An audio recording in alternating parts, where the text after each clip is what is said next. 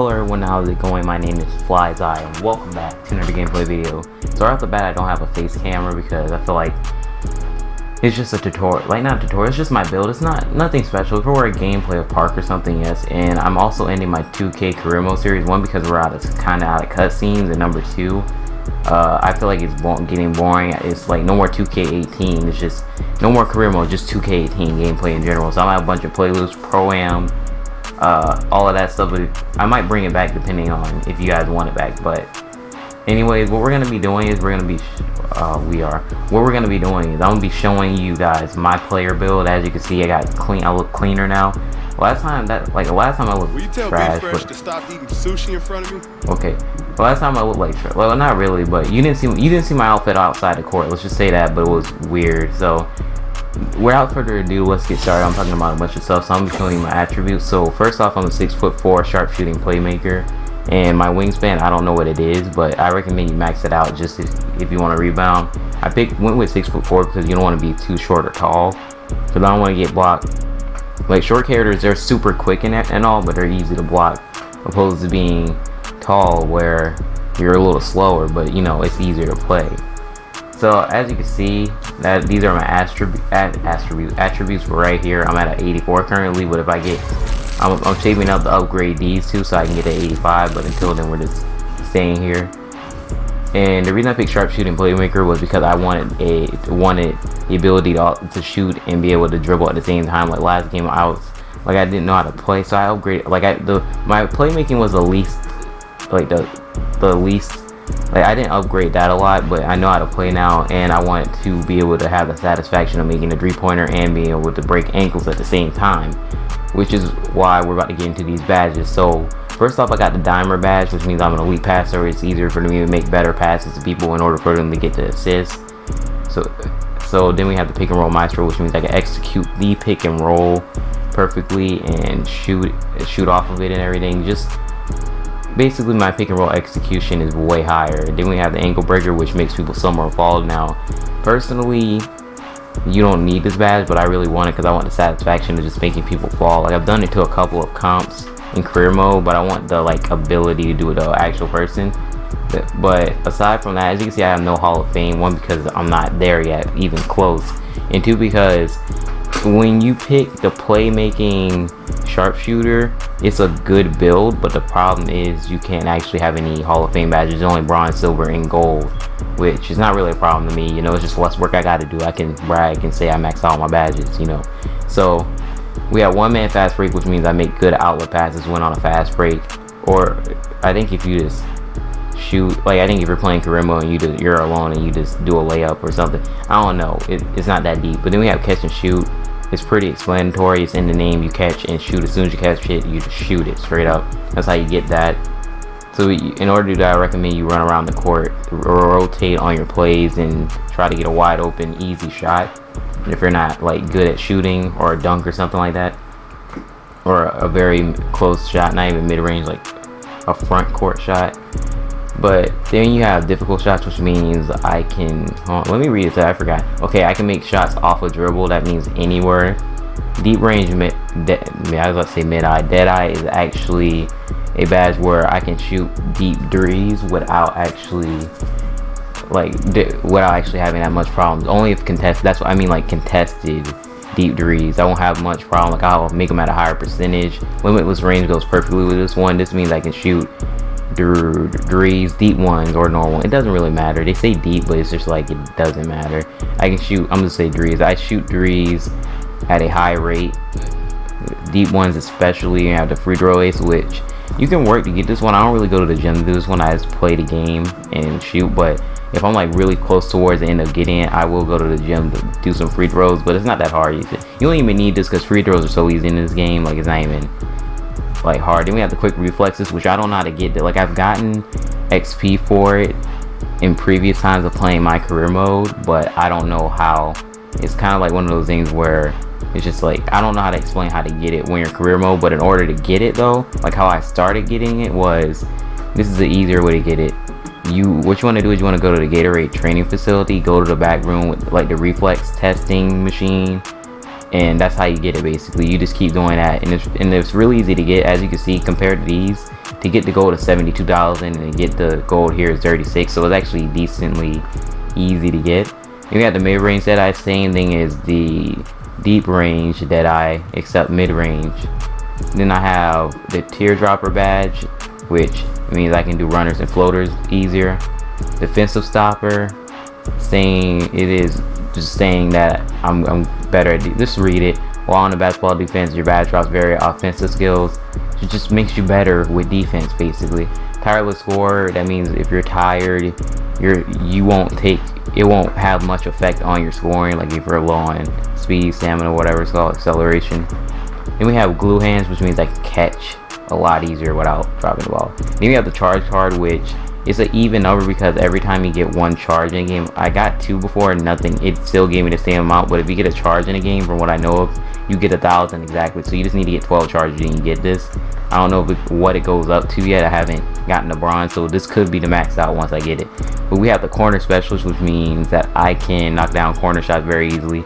Then we have these personality badges. The expressive is basically your character not afraid to express himself on the court when he's mad or something. This a bunch of random stuff. Spark plug means come off the bench, time out energizing his teammates, will play through fatigue or injury. This one's actually a really good one. This one's the best personality badge, actually.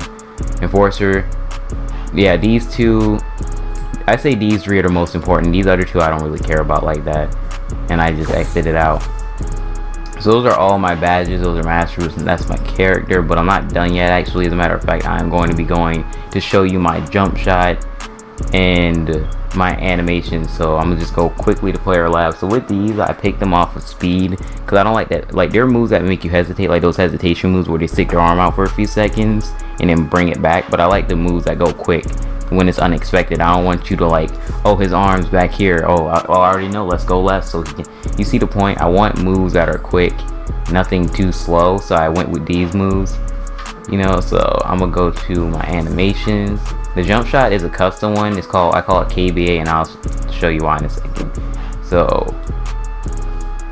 for my moving crossover, I have Pro 6. It's a fast one. Like all of these are picked off of speed. I'm not gonna explain it like I already just did, but I will use Pro 6 for both my moving crossover and behind the back. Moving spin is a Pro 8. Moving hesitations is also Pro 8. Rhythm dribbles, Elite 28. The reason I picked this one is because it's easy to chain. Like if I were to use this one or this one right here, it would make, like if I were to use one of those 2 when I dribble fast or whatever, and I click the up button or double tap LT, the left trigger, in order to perform the rhythm dribble, it kind of pauses, or it kind of just stops the whole combo and makes your character stop. I might be doing it wrong, but that's what happened to me. But this one is really easy to chain with stuff. You can literally cross as much times as you want, hit up once, and then your character's chaining with this. And it's really cool because it's kind of bouncing all over the place, so it kind of makes your opponent hesitate. Like I've done it on people just walking up the court and actually makes them move slightly, so you can easily run off with this, like power dribble all the way around your opponent. So you can just go on you could just speed boost basically around your opponent easily with this one. Size up package is a Pro 6, Pro 2 for both my size up hesitation and crossover combos.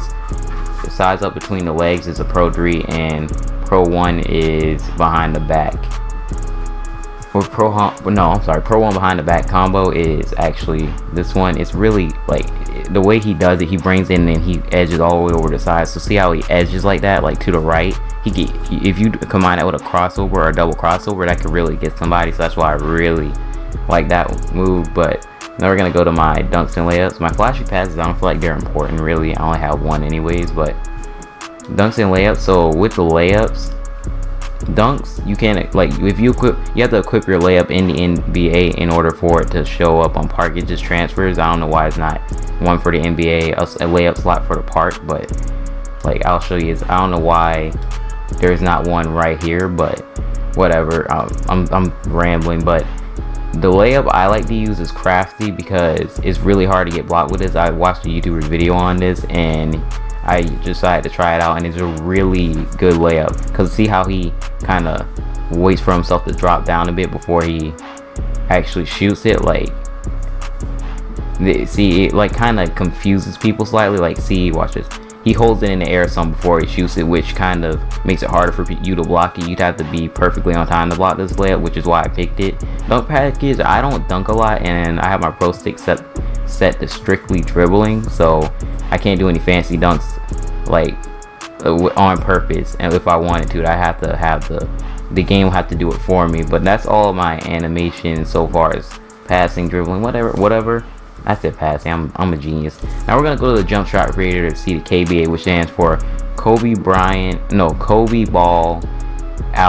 Aldridge, which is Lonzo Ball, Kobe Bryant, and Aldridge's cheese combined. So I'm gonna show you what KBA looks like. Edit jump shot. Yes. So for a lower base, now I found out that your jump shot releases are just cues for you to make the shot. Your lower base is actually determines if you make the shot or not, or how good your shot is. So with the lower base, I experimented a lot. Like I've had over 20 jump shots. Some I just changed up in variants. I've changed it, switched it up. I've tried over 20 different jump shots and changed it up a bunch of times, and this is the one that works perfectly for me. It took a long time to get used to, but with Aldridge's, or I would say LaMarcus, with LaMarcus's base, it's actually a fast release. But if you have a good, not fast release, but it's actually like the jump shot's super fast when you're not used to it, but once you get used to it, it's really good. So I would recommend using Lonzo Ball's, because I've used Lonzo Ball's jump shot period before, like no custom, just Lonzo's. So his base is pretty decent, solid base, pretty good. Aldridge's is amazing. Now at one point I think D'Angelo Russell's, if I can find them, D'Angelo Russell's jump shot was actually the best, but it's slow. But I got tired of using it, so I stopped because it wasn't working out for me, and it was not easy for me to time. Because you got to keep in mind that Park is slightly delayed in all of those online game modes, so you have to have a jump shot that works for both, unless you want to switch them out. With some people just make multiple jump shots just to switch them out, but personally me, I want one jump shot to use the whole time, and it's one that works the whole time, and this one works the whole time, trust me. But it's not about what like my jump shot is. You got to find your own. So really, for like the releases, they're whatever you want them to be, whatever you're good with timing. I'm going off topic, but whatever you're good with timing, it's just the base that matters. So for the base I recommend is the releases. You can do what you want, but Russell Westbrook's shot, as I was saying before I cut myself off, is a good release. Russell's good one. All of those people, I haven't tried all of them. I tried a good amount of them, so like there might be some, if there's some that are good, comment down below so other people can see them. But then you have the upper release, Lonzo Balls, which Lonzo has amazing timing, which is why I picked his release, because I was getting greens with him. And then Kobe Bryant, I heard he was a good release, and I'm just like, why not, let's give it a try. He's at the bottom of the list. That's what I literally said and clicked on it. So yeah. So with jump shots, you want kind of a cue, or I recommend you have the speed at 75, because if you lower it, that's not going to change the speed of the jump shot. It's going to change the speed of the release, which is what it says. But I mean, like, see how slowly it's taking him, so that's going to draw out the whole shot. So this is 50%, and to me this is 75 because it comes in fourth. So I recommend you keep it at 75. The blending, I had it at 70% Lonzo and 30 Kobe, but I actually changed it to 60 to 40 because I didn't really like the 70 or whatever, because I feel like 50 is going to be way too slow. As you can see, like, it has more of a, actually the slower it is, the easier it is the time, but I like this one. I'm more used to this one based off of the speed and how it works for me in Pro-Am and Park and stuff. So now I'm going to go out of this and I'm going to actually show you how the jump shot works and how good it actually is. So I'll see you guys in a sec when I hit the court. Alright, so we are on the court right now. Oh, like, this has nothing to do, I keep getting off topic, I'm sorry, but customize your My Court is now free in this game, which is cool. Last year it wasn't, but I'm getting way off topic. Let me just go in and let me just start real quick and show you how this works. So I'm gonna do a few dribble moves. I'm gonna show you my dribble moves and everything. How I usually test out a jump shot is I like to shoot a bunch of threes in multiple areas and see how good it is, and I compare them, I do the same thing, try to release the same amount. But let's do a moving crossover. As you can see, the moving crossover, moving spin. Well, let me do a moving spin. Okay, what are you doing? So here to do a spin, you want to you kind of want to move your joystick in a U. Like, don't move it in a circular formation, try to move it in a U, like curve it. Like, don't just spin it in a circle like that, because it doesn't work sometimes. So I like to do the U. But whatever. Let me just show you how the jump shot is. So I timed it horribly right there, but it actually made it in. So it's really good mid-range, but okay, that was bad. Yeah, but it's really good mid-range, but when you're further range, you got to get the timing straight. And the green window for the shot is like not horrible. It's decent. It's not that bad, I will say that, but you won't always get greens, which people focus on getting green so much. I just prefer to get the shot. Like if I get an all red or white, whatever people like to call it, it's red for the meter's red for me because I changed it to that, and I make it. That's fine by me. I personally don't really care that much about that, but most people care about green. So this shot has a decent sized green window, but you got to get it straight when it comes to releasing it. But it feels really satisfying because when you release it right, you can kind of feel it and how your character does it. So with shooting, I recommend you guys not use a shot meter because it's actually, you can get away with it when you're offline kind of, but it's slightly delayed from what's actually going on. Okay, that was a bad shot. It's slightly delayed from what's actually going on, which it could throw you off majorly. So you might think you have a green, but you don't. So that's why you should use, that's why I was talking about cues. This is where cues come in handy. So when my character kind of brings it up to his face, the minute he brings it up to his face like that, that's when I release. And every shot I made is either really close or actually has hit. So that's what you should do when it comes to shooting, because especially you got to get used to shooting without a meter. You could do this, which I did at one point, but it was a dumb idea. So you can get used to shooting with the meter, but when you go on park where there's like a few seconds of delay, it could really ruin your games. Like your game, like by game I mean like strategy or the way you shoot, or your, so you might be good offline, but online is completely different. So that's why I recommend you do that. As you can see, crispy jump shot.